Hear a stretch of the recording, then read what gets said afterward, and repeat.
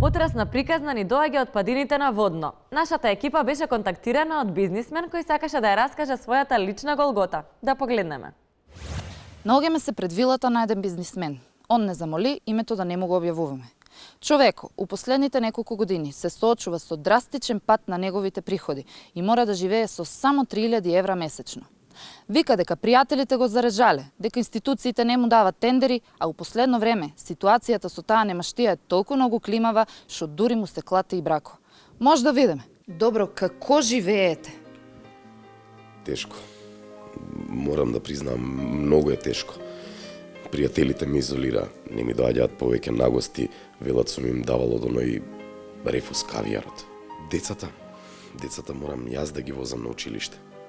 Жена ми, оној ангелот, мораше да најде работа. Тешко е, многу е тешко, многу е траурно и...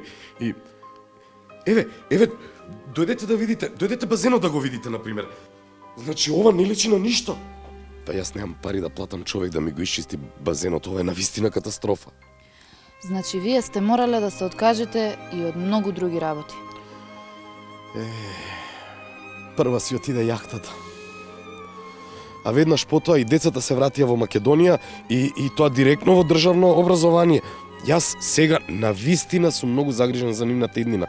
Добра, шо ви паѓа најтешко од се? Многу работи.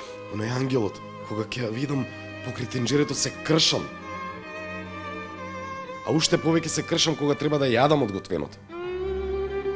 Сега можеме да си дозволиме само еднаш неделно да одиме во ресторан да вечераме. И тоа не можеме лосос да си го нарачаме, бифтек јадеме. Добро, а пробале ли сте да најдете помош од некој да потражите нешто? Пробав, да. Не ми треба многу, мене ми требаат 3 тендери до... Фала, Злата.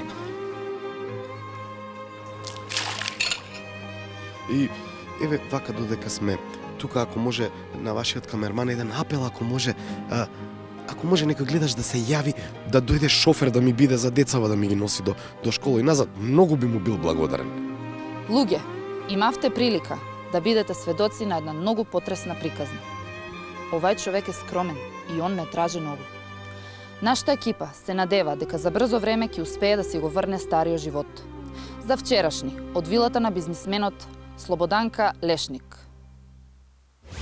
По оваа потресна приказна со реакција се јавија хуманите луѓе од една партија што сакаше да остане анонимна, кои на семејството им подарија по една партиска книшка и им ветија дека во најбрз можен рок ќе се обидат да им средат по 3 тендери за да можат да продолжат да живеат пристојно.